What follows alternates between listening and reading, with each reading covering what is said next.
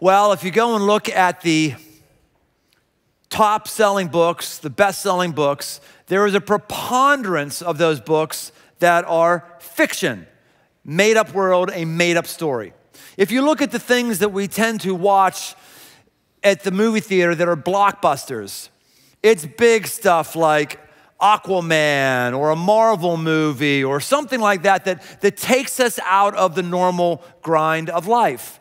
Harry Potter, do a Harry Potter thing, it takes you to another world, and man, massive, massive best-selling.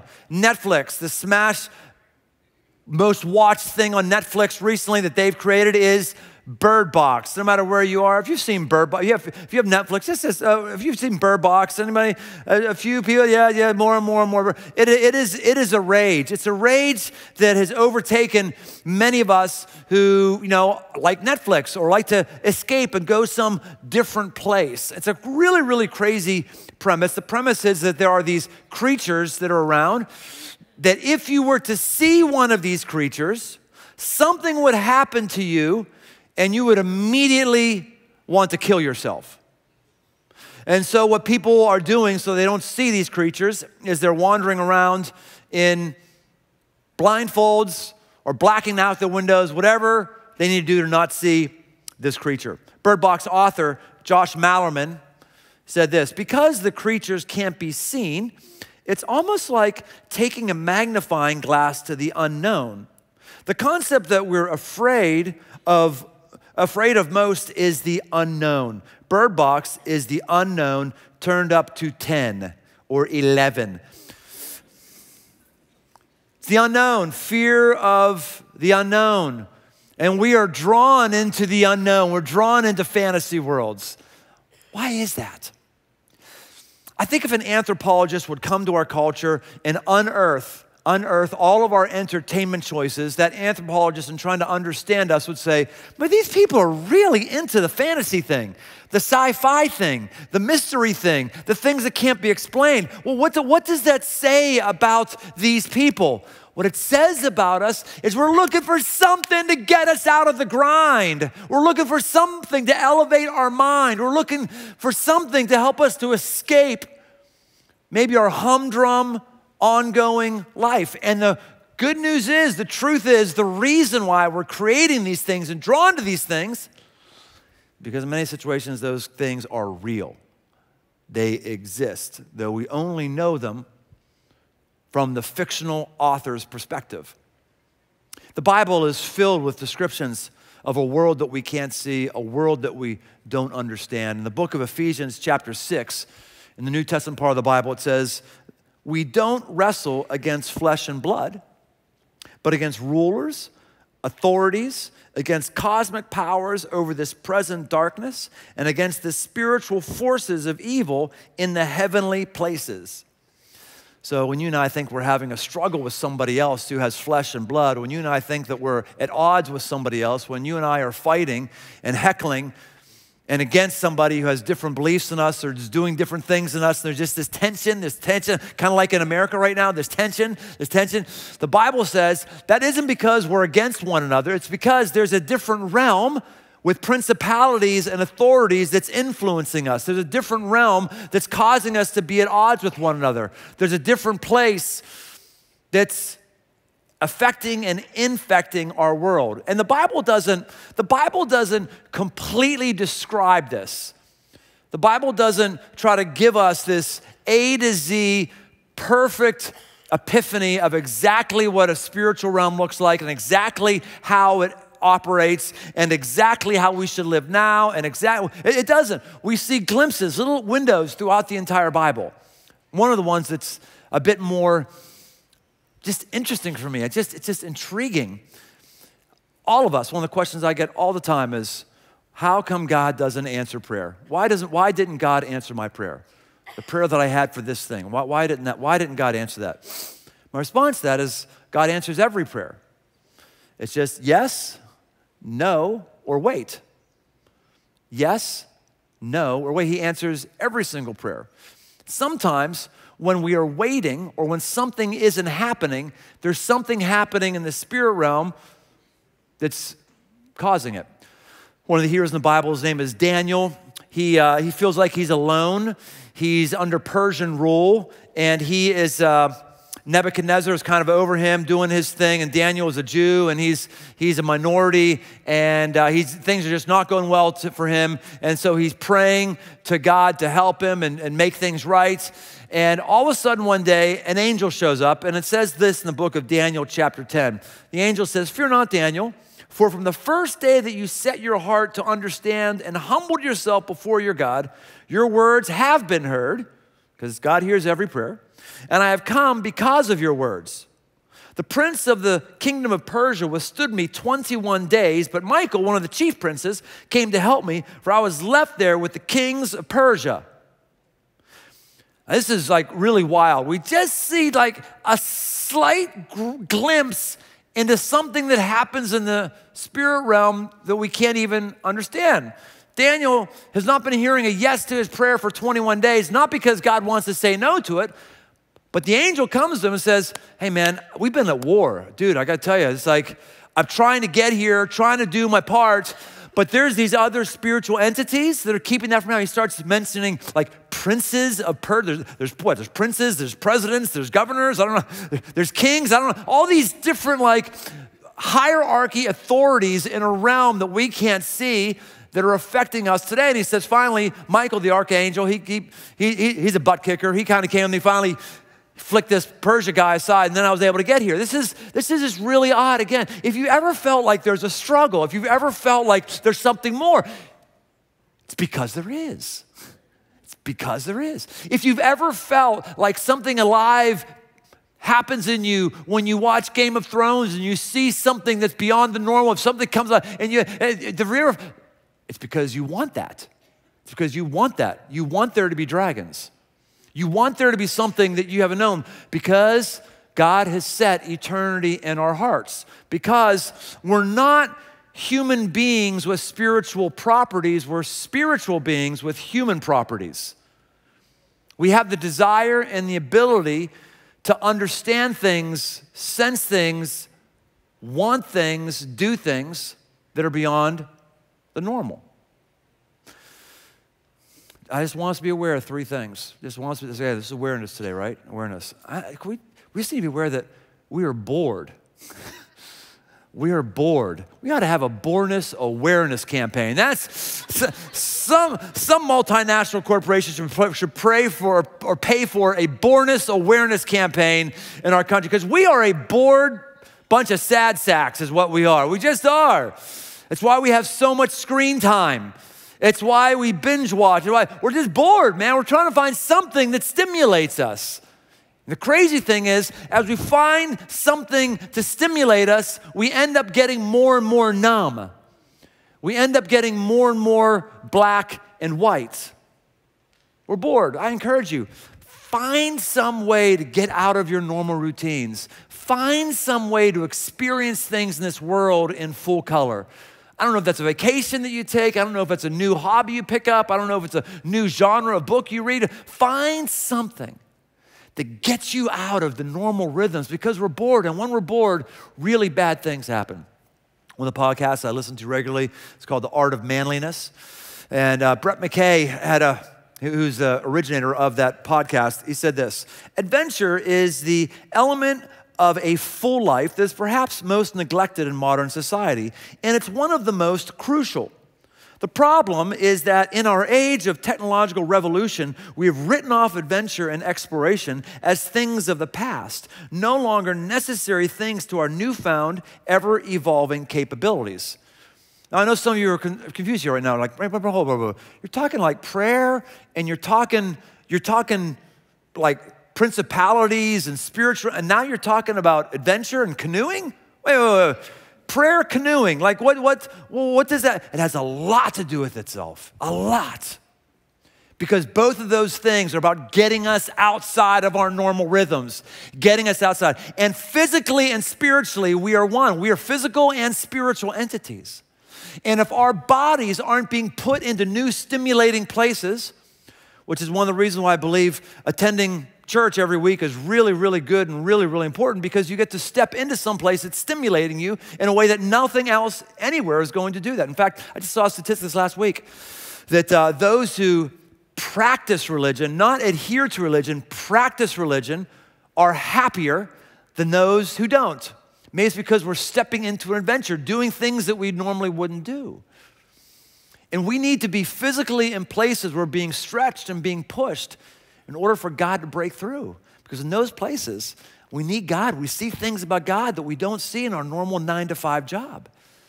That's why we love camps around here. We have a thriving thing of getting people out in the wild. Man Camp sign-ups are closing soon. You can go to crossroads.net/mancamp. This is Challenge, Man Camp Challenge. This time, yes, I'm not sure if that's gonna mean we're gonna have a lot less people who don't wanna be challenged, or it could mean we have a lot more people because people are going, man, I need to be pushed a little bit. Maybe Man Camp isn't for you, but something has gotta be for you and I beyond our normal day-to-day mundane life. We are bored. When we look at Bird Box, the really troubling thing about Bird Box isn't that it's another fantasy thing that's taking us away from the real world. I like fantasy things that take me away from the real world. Nothing wrong. This is not an anti-fantasy, sci-fi, anti-fiction book message. It's not. It's just recognizing why the draw, why the hours that we have invested in those things. But Bird Box is a different thing. Like when I watch Superman, I look at that and say, oh yeah, I watch Superman because really, at the cry of all of our hearts, we all want to be Superman. We all want to have strength, right? We all want, when you read Harry Potter, it makes sense. At the cry of all of our hearts, we all want to believe there was something about us at birth, something about way back when that we've just got to sort of uncover, and it's going to open up a whole new world. We all want that. I'm like, I understand those things, but then when you look at Bird Box, you're like, oh, this is weird, man. This is like, do I really want to kill myself? Yes, we do as Americans. Our suicide rate is skyrocketing. Our reaction to Bird Box is very appropriate to what our current emotional and spiritual state is as Americans. In Forbes magazine, they said, gazing into the abyss of nihilism prompts the desire to commit suicide. Life is short, brutal, pointless, doomed to end in tragedy regardless. Why not just end things now and join the peaceful ranks of the deceased? Why not open other people's eyes to the same terrible truth? This is their commentary on Bird Box, what it's actually saying, what it's communicating. Last week in the Super Bowl preaching, I talked about this. By the way, last week was a painful week for me. Chuck did beat me. He did at least 3 out of 5. I can't remember exactly. We actually had to preach off our teams 5 times. People like think with those it's fixed. No, it's not fixed. All those random phrases are truly random. We've never seen any of them before. There are penalties that are called every single service that we didn't see coming. So he wins some, I win some. This is the first time in a while that I lost the majority of it. And I'm not bitter either. Doesn't bother me at all. Really doesn't. Like I said, show me a good loser and I'll show you a loser. You know, so I'm already fired up for next year. I kid you not. This is going to be a bad year for Chuck Mingo. I'll tell you that right now. My gosh. And Allie Patterson, I'll just say it right now. She preaches like a girl. She does. Where was I? Oh yes, I talked about being created in the image of God, created in the image of God. And there's things that we have as capacities that nothing else created has. You know, one of those things that we have that nothing else that's created does? We can kill ourselves. We have capacities to create and capacities to destroy that only humans have because only humans are created in the image of God. No deer ever runs off a cliff to kill himself. Your dog will never raid your medicine cabinet to OD or intentionally try to find mushrooms to kill himself with. No bird has ever willfully flown into a wall. Never crosses their mind. But us, because we're in the midst of a spiritual battle, because there's things happen, we have thoughts, we have urges, we have desires, we have abilities that nothing else has, and they get bastardized, they get hurt, and we hurt ourselves because there is a spiritual realm that is affecting us. And all I want to do today is to make us aware. And I don't want to caveat everything to death. I'll just make this one caveat. Just because someone commits suicide, that individual one doesn't mean that there was a spiritual attack there. Maybe it was a chemical thing in their brain on that specific thing. But here's what I also know. There is an evil force, and no matter what, no matter how he accomplishes it, you know what he wants? He wants you gone. He wants you eliminated. And if he can eliminate you by making you bored, same thing. If he can keep you, come on now. That's right. If he could keep you on the sidelines inside of your own little cocoon from engaging with God and engaging the world, then he's won. He's won. That's the second thing I want to make you aware of. We're deluded. We're deluded. We're not only bored, we are deluded. We hear so often that we're all just a product of evolution and this and that. And I'm not anti-evolution, by the way. I'm anti-atheistic evolution. But I tell you what I am anti. I am anti you thinking that God didn't knit you together in your mother's womb. I am anti you thinking that you're just a random amalgamation of proteins. I am anti you thinking you're nothing. Because if you're nothing, why wouldn't you do Bird Box? Why wouldn't you just off yourself? That's not true. That's a lie. That's a lie from an enemy that's trying to depress who you are. You are so important. You are so valuable. You're so valuable that you have identities and capacities that only God has. You are incredibly precious, incredibly important. And to think that you're not, and that you're no different than your dog, is a delusion that obviously leads to us having a mundane, boring, black and white life, because at the end of the day, you're really not special. You're really not important, and you know that's not the case. You know that. In the book of Matthew, chapter 17, throughout the entire Bible, the Bible is an incredibly practical book, and it just keeps dropping these bombshells that goes like, oh, that explodes my understanding of that. Oh, that opens up a whole new world of understanding I didn't see. Oh, it just keeps dropping them one by one. And Jesus, who's known as the greatest teacher in the history of the world, everyone views him that way, everyone does. He would teach things that would be really odd, and he would do things that were really odd. In one scenario, there's a guy who's got a son, and this son is possessed by a demon, and he keeps throwing himself into the fire. It's like he keeps trying to commit suicide, but it's not him who's doing it, it's another force that's doing it. And the disciples of Jesus are with this dad, and the dad comes to them and the dad has them pray for his son, but nothing really happens. And so the dad comes and searches out Jesus, says, hey, Jesus, can you help me here? Because disciples came and they did the prayer. It didn't work. And here's what Jesus says in Matthew 17:17. Jesus answered and said, "O faithless and perverse generation, how long shall I be with you? How long shall I put up with you?" This is lovey-dovey Jesus here. Calling everybody a pervert. That's what he says. Perverse generation. Who's he talking about? Is he talking about the dad? Is he talking about the disciples? Talking about all of one, everyone there, everyone. He says, you folks, you just don't get it. You're not up for something that's deeper. You're not up for trying something that's out of the normal. You're not up. How long do I have to put up with this? Why can't I help you get shaken out of your doldrums of only seeing things on this plane and helping you see things that are on another lamb? How long should I put up with you? I've been doing this for years.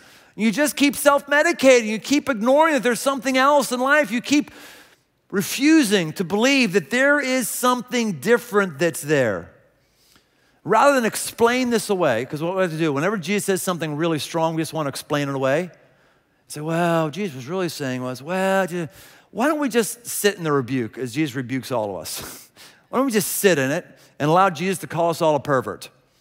You perverse generation, how long should I put up with you? Why don't we just sit in it and say, do I live my life any different than an atheist? Am I really a functional atheist? Like, I don't check the box atheism, but if you take a look at how I live my life, functionally, I'm an atheist. Do I manage my money as if it's God's money, or do I manage it like an atheist would? When I hear of pain and suffering, do I do what atheists would do, or I do something different? When I hear somebody who's got a physical pain, a problem, a mental problem, do I do what atheists do and just recommend counseling? Or do I actually believe that I could put my hands on that person and I could pray and it just might make a difference? We have to sit in the rebuke and wonder, would Jesus look at the way that we respond to issues and would he say, how long do I have to put up with you, dude? Jeez, are you not getting it? This world keeps telling us that this world is all there is, and I'm telling you, it's not true. This world is not all that is. Sometimes I read things in the Bible and I'm like, that's interesting, that's cool. I've never seen that in my life. And then sometimes I see it. Something happens. I had this happen recently in the world of the demons. I've always believed that demons exist for a couple reasons. One, Jesus did. That's good enough for me. He believed they exist. And also, there's so much pain and heartache in this world. To just believe it's random chances bringing around this heartache has never made sense to me. There's got to be some other spiritual entity that's causing havoc in our minds and our lives and our relationships. Has to be. And a demon is a good one. Like, oh, okay, there is. Now, having said that, I'm not one of these demon behind every door and demon under every bush. I'm not ready to blame things on demons. It could have been the pizza you had last night that made you throw up, not a demon. You know, I'm really not. But I've always believed that they exist and they're active, even if I haven't seen some of the classic telltale signs of demons that you would see if you read in the book of in the New Testament. Several months ago, I was sitting around a campfire and just talking with a few dudes, and this one guy I knew was having a hard time in his marriage because he had an adulterous affair some time ago, and that was interfering with his life and the marriage. And I said, tell me what happened. So he's talking, and as he's talking, he starts about this woman, and then this woman, the person he had the affair with. And I said, well, what's her name? Tell me what her name is. He goes, I can't tell you her name. I said, yeah, you can. Just tell me your name. What's her name? So he went, her name is, and I realized, oh my gosh, something. He goes, and I get up and I kick him in the shin and I go, what's her freaking name? Not the exact F word I used either way, by the way. Kicked him in the shin because I realized there's a real demon here. There's a real demon here. And he goes, her name is, and he's doing that. I put my hands on him. I start praying for him. And he goes, her name is, and foam starts coming out of his mouth. And saliva starts coming out of his mouth. And he goes, and he keeps his mouth open. And stuff is just pouring out of his mouth for like a minute, creating a pool right there. Chuck Mingo was there. 4 other dudes were there. Not making this up. You can talk with any of them. That was a literal demon that came out of this dude, right? Had the best night's sleep he's had, like he said, like forever. What do you know? Came back and his marriage is starting to go on the right track again. I still don't understand exactly what happened. I don't. I honestly don't understand it all. I could give you all the pros and cons of what this meant and why this didn't mean that, or why this. I'm honestly more confused than I was than enlightened right now. All I'm telling you is there is a real spiritual world. There is a realm, and that was just my latest example in an extreme sense with what that is. That realm is affecting and infecting you every day. And that realm is trying to get you bored, trying to numb you out, and trying to incapacitate you. Last week, I have a friend of mine who, man, she's had a huge impact on this church as a volunteer for a long, long time. Get the word that she's had a heart attack. She's got 3 little kids. She's had a heart attack. Massive heart attack. No one saw us coming. She's incredibly fit, big runner, massive heart attack on the floor. She's white, her husband comes in, CPR, calls 911. They have what's called the widowmaker, the massive thing just got stuck and just oxygen without brain been without oxygen for a while. So people who are in her circle, like texts start coming, hey, we need to gather together and pray and pray. So 7 days ago, 200 people had assembled in a room and we were just worshiping. It wasn't like a doldrum, like, oh, I'm gonna be depressed right now. It was hey, we're gonna have hope that God can do things that can't happen medically, and we're just gonna praise him. We're just gonna sing songs. We're gonna encourage God and exalt his name. And somewhere in the midst of that, as we pray, we're gonna trust that something is gonna be tilted in the heavenly realms. As we do that, and as she's in a coma, and as she's hooked up, then we get this text. Hey, from her husband. A little from the CT scan, no major trauma, but they can't see positively or negatively what recovery looks like, or at least not in the physical.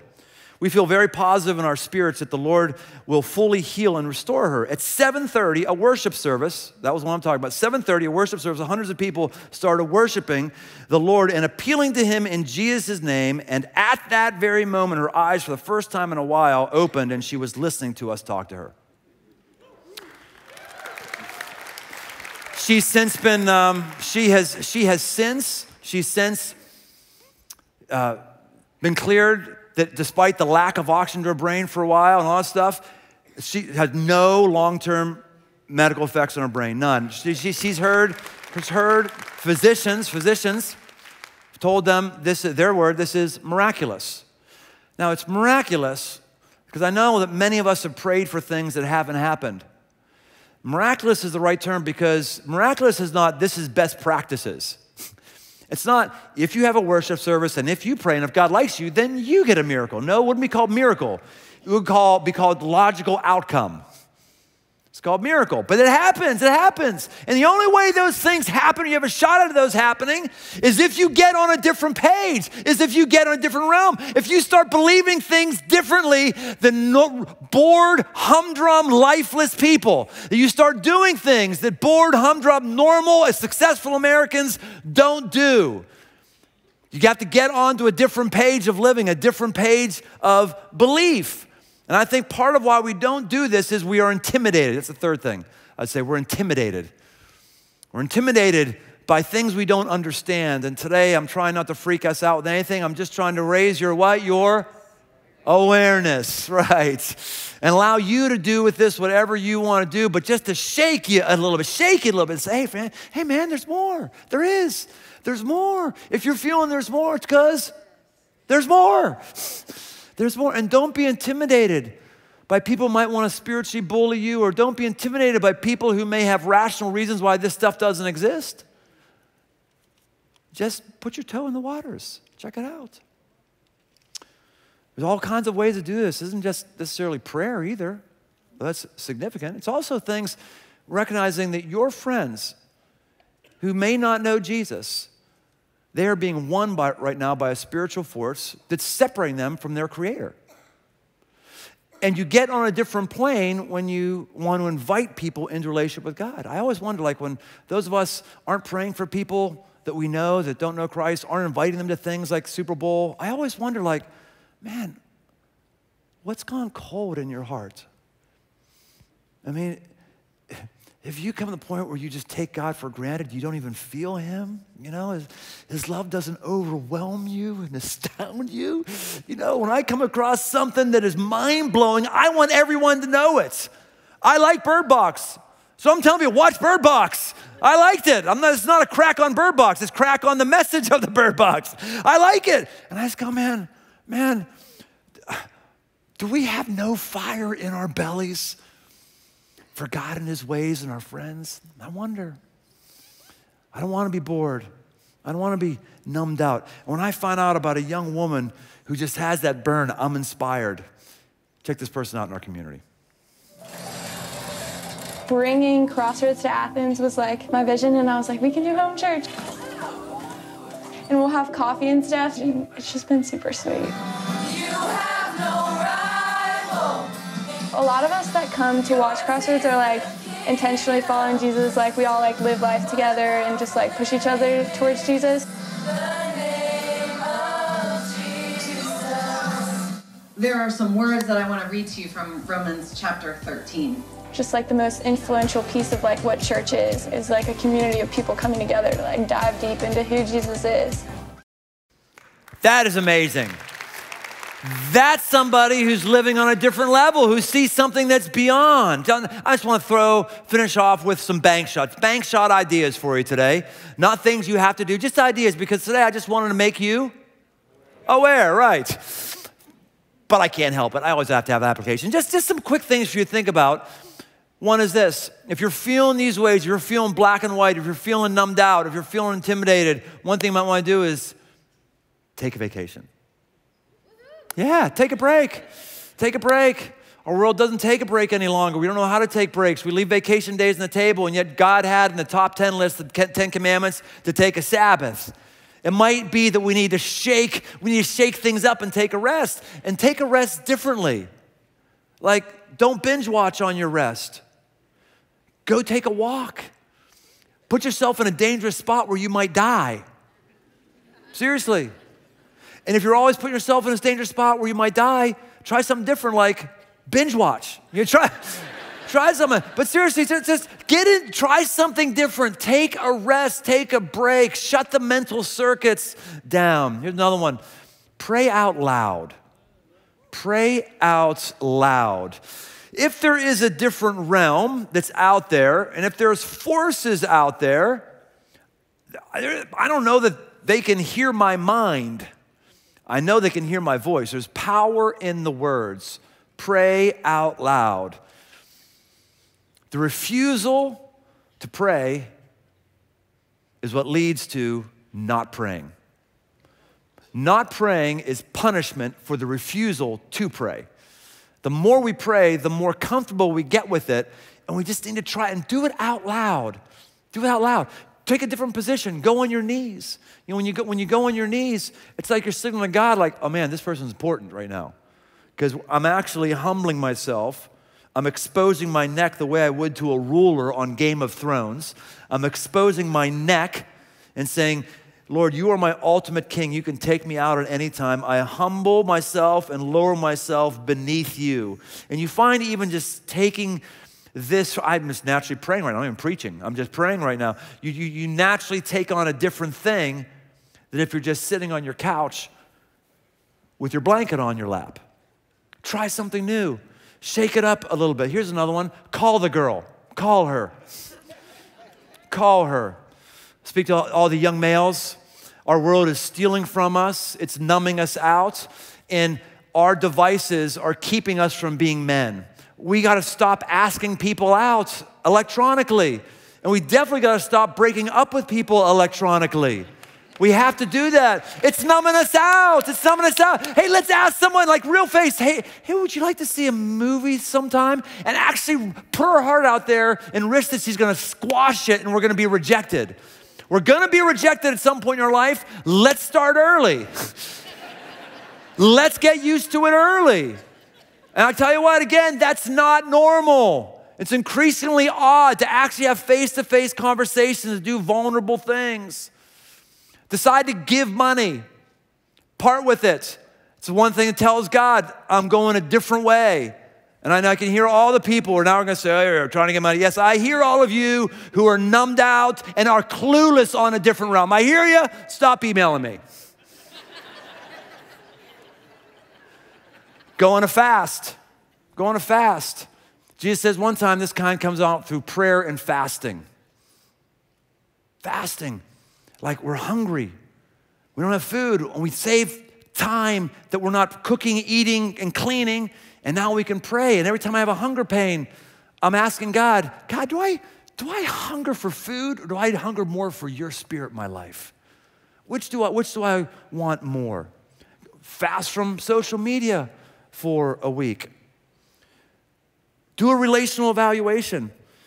If you had all your credit cards stolen and you were on vacation and you could only get funds through PayPal, do you have 3 people who you could call after your accounts were shut down and they would wire you money immediately? Who would you ask?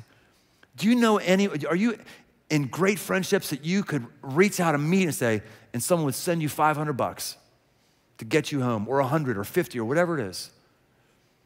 Identify who those people were. Go forward with it. I've got a bunch more things to talk about in this area. I'm not going to right now because I'm kind of fired up about something separate but related next week, so I'll talk about that next week. Last thing I'll give is Matthew 17, 19, and 22. This is the end of the story. This is very encouraging. It's the end of the story.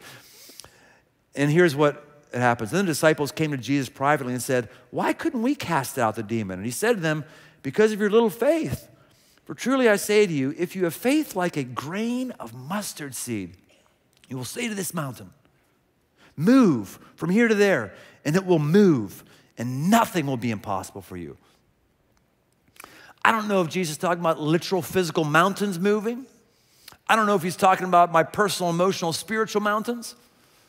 I think he's talking about a mountain that was man-made over in Jerusalem. I've seen it a number of times. I don't want to do a deep dive on exactly what this is, but here's what I do want to just point out. How much faith do you have to see things move? How much faith do you have to get out of your bored, run down, intimidated? How much? Mustard seed. Mustard. You don't have to believe a little. That's all you got to do. Do not be threatened by the spiritual bullies who tell you and I that you can't have any doubts. You can have plenty of doubts. You just got to have a mustard seed of faith. Just got to have a little bit that says, "Oh, I think I believe." One time someone comes to Jesus and says, I believe, help me with my unbelief." Wait, you believe, but yet you need help with your unbelief. Now, which is it? Which is it? This is not like you need to have 100% certainty before you tap into something different. You need to have just a little to get started.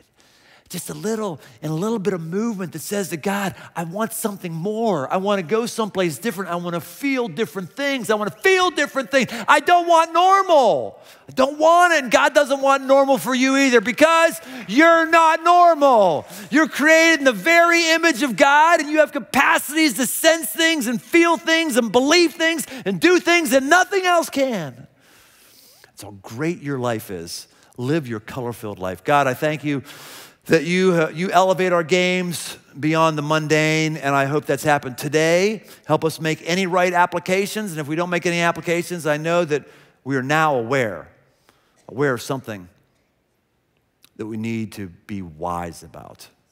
God, thank you for giving all of us more than we deserve and helping us see things we never thought we'd see. Amen.